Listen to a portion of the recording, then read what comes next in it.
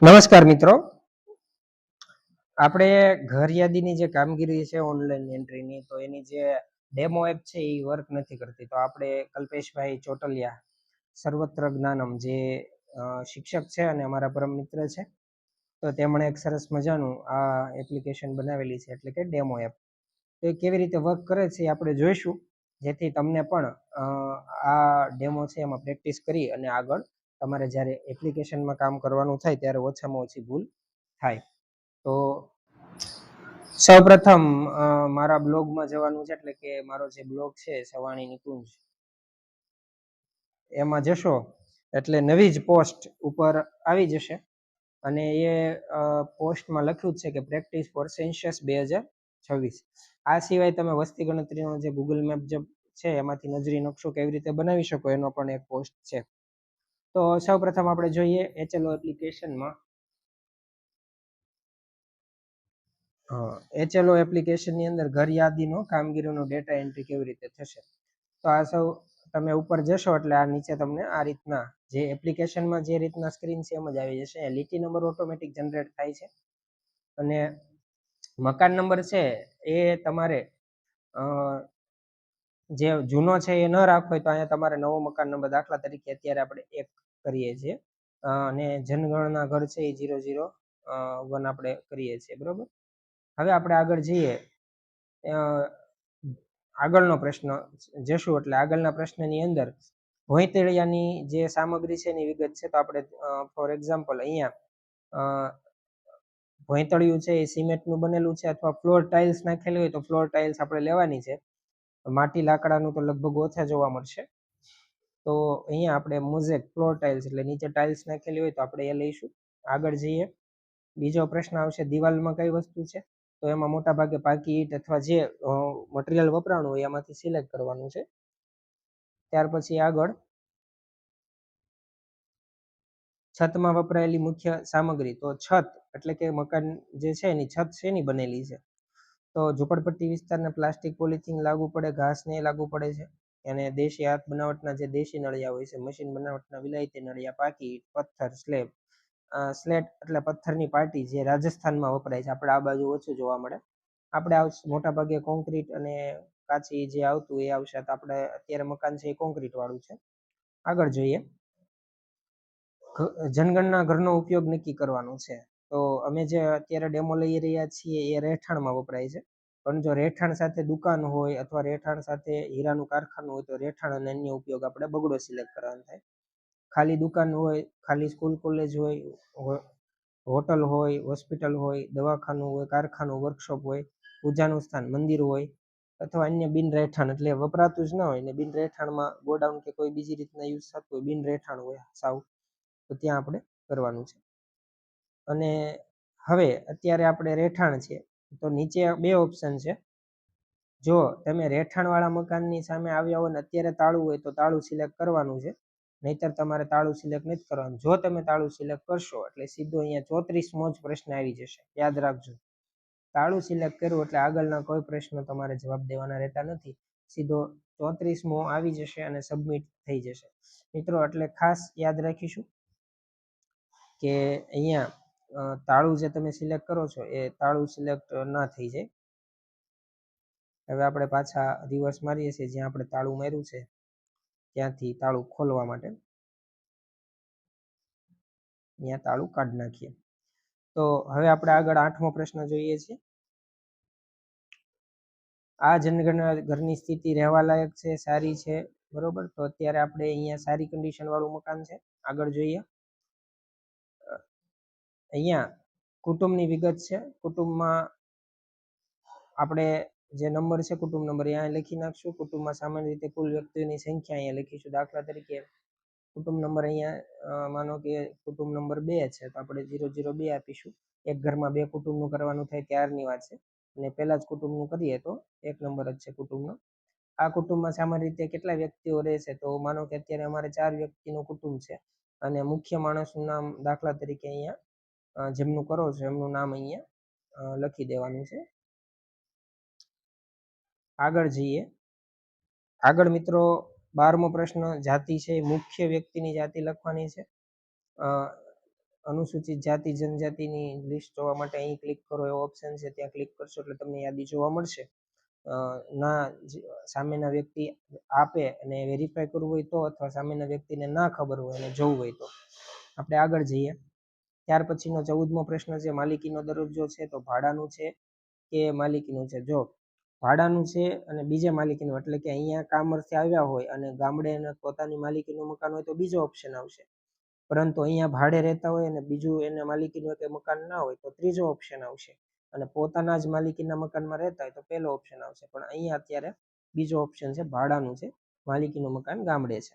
રહેવાના ઉપયોગમાં આવતા ઓરડાઓની સંખ્યા. તો અત્યારે મકાનની અંદર ઓરડા કેવી રીતે રહેવા માટે ગણવાના છે, તો અહીંયા એમનો બેઠક રૂમ હોય, બરોબર છે, એમને જે જગ્યાએ રહેતા હોય એવા બેડરૂમ છે એ બધું ગણી લેવાનું છે. તો આપણે ટોટલ અહીંયા 3 થાય છે. આ કુટુંબમાં રહેતા પરણિત દંપતીઓની સંખ્યા. અહીંયા એક જ પરણિત દંપતી છે એ રહે છે, એટલે એક પરણિત દંપતી છે. આપણે આગળ જવા દઈએ. પીવાના પાણીનો મુખ્ય સ્ત્રોત. તો શુદ્ધિકરણ પ્રક્રિયા કર્યા વગરનું, કર્યા વાળું. 2 ઓપ્શન પહેલા જોઈ લઈએ. તો શુદ્ધિકરણ પ્રક્રિયા એટલે આગળથી જ્યારે પાણી આવે છે તેને શુદ્ધિકરણ પ્લાન્ટમાં થઈને આવે છે એ. બીજું છે પ્રક્રિયા કર્યા વગરનું નળનું પાણી પીવે છે એ.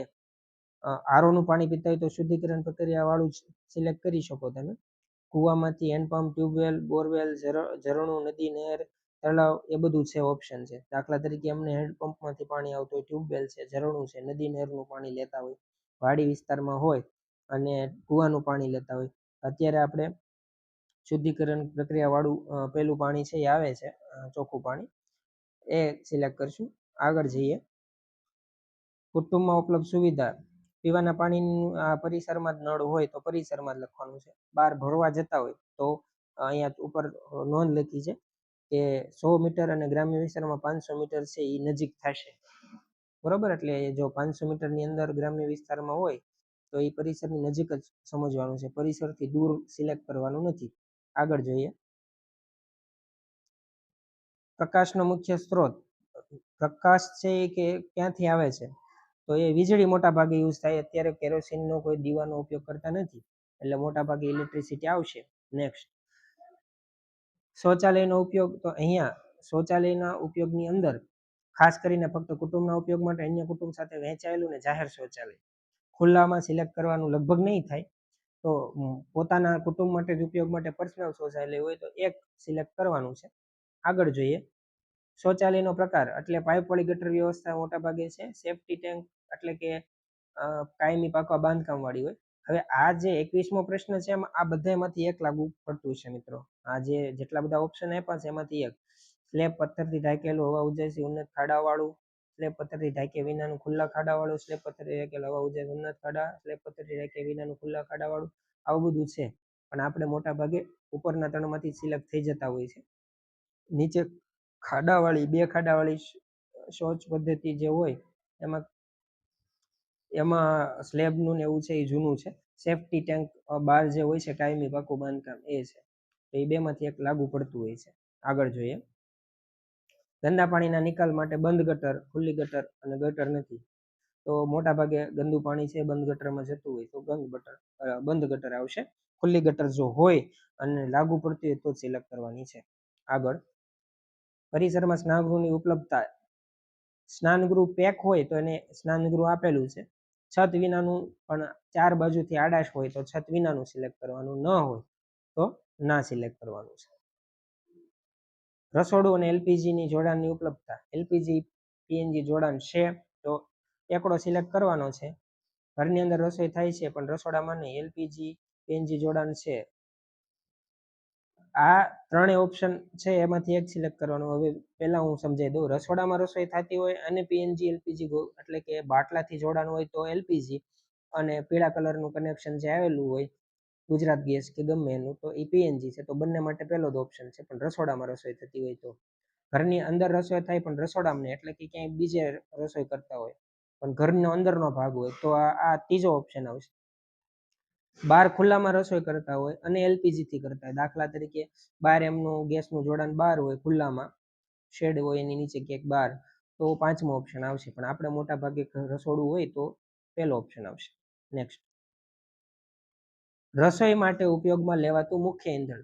અહીંયા જલાવ લાકડા, પાક અવશેષ, છાણા, કોલસા, કેરોસીન. પણ આપણે એલપીજી નું આગળ કનેક્શન બતાવ્યું તો પછી અહીંયા એલપીજી જ લાગુ પડે, એમાં આગળ વિચારવાની જરૂર રહેતી નથી. Radio transition. જો પરંપરાગત રેડિયો સેટ હોય તો પહેલું, સ્માર્ટફોન પર રેડિયો હોય અને અન્ય ઉપકરણ પર. અન્ય ઉપકરણ કાર છે એમાં રેડિયો હોય તો અન્ય ઉપકરણ થાય, સ્માર્ટફોન પર હોય જ છે મોટા ભાગ, એટલે સ્માર્ટફોન રાખી શકીએ. Next, television. આમાંથી કોઈ લાગુ પડતું હોય, દાખલા તરીકે દૂરદર્શન ડીશ છે, અન્ય ડીશ છે કે અન્ય કોઈ, તો અહીંયા આપણે ટેલિવિઝન આ ઘરે નથી તો ના આવશે. ઇન્ટરનેટની ઉપલબ્ધતા, લેપટોપ, કોમ્પ્યુટર, મોબાઈલ, સ્માર્ટફોન અને અન્ય ઉપકરણ. તો અહીંયા આપણે સ્માર્ટફોન પર, કોમ્પ્યુટર પર પણ છે ને સ્માર્ટફોન પર છે, તો આપણે અત્યારે મોબાઈલ સ્માર્ટફોન પર લઈએ છીએ. લેપટોપ કોમ્પ્યુટરનો અહીંયા બીજો ઓપ્શનમાં આપેલો છે, એટલે હા લઈ લેશો, એટલે બંનેમાં લાગુ પડી જશે. નેક્સ્ટ, ટેલિફોન અને મોબાઈલ સ્માર્ટફોન ફક્ત લેન્ડલાઇન છે કે સ્માર્ટફોન છે કે અન્ય સામાન્ય ફોન છે. સામાન્ય ફોન એટલે કીપેડ વાળા, સ્માર્ટફોન એટલે ટચપેડ. જો બંને હોય તો આ 4 વાળો ઓપ્શન આવશે, પણ સ્માર્ટફોન જ અહીંયા છે તો આપણે 2 ઓપ્શન આવશે. Cycle, scooter, motorcycle. તો અત્યારે એમની પાસે સાયકલ હોય, સ્કૂટર હોય અથવા બંને હોય. તો જો બંને હોય તો 3, સ્કૂટર જ હોય તો 2 ઓપ્શન આવશે. કાર, જીપ, વાન હોય તો અહીંયા પાછો 32માં પ્રશ્નનો જવાબ આપવાનો છે. આગળ જઈએ, કુટુંબ દ્વારા ઉપયોગમાં લેવાતું મુખ્ય અનાજ. મુખ્ય અનાજ અહીંયા આપણે ઘઉં ખાવામાં આવે છે, તો અહીંયા ઘઉં છે, તમારે જે લાગુ પડતું હોય એ આવશે. હવે છેલ્લો 34મો પ્રશ્ન છે, એમાં મોબાઈલ નંબર છે એ લખવાનો છે. અહીંયા મેં ડેમો માટે છે રાખ્યું છે, એટલે ડેમો નંબર નાખું છું. અને પછી આ તો અહીંયા ડાઉનલોડ પીડીએફ ઓપ્શન છે, આપણે સબમિટનો ઓપ્શન આવી જશે. એની પહેલા તમને આખું જે પત્રક છે એ તમને વ્યવસ્થિત જોવા મળશે.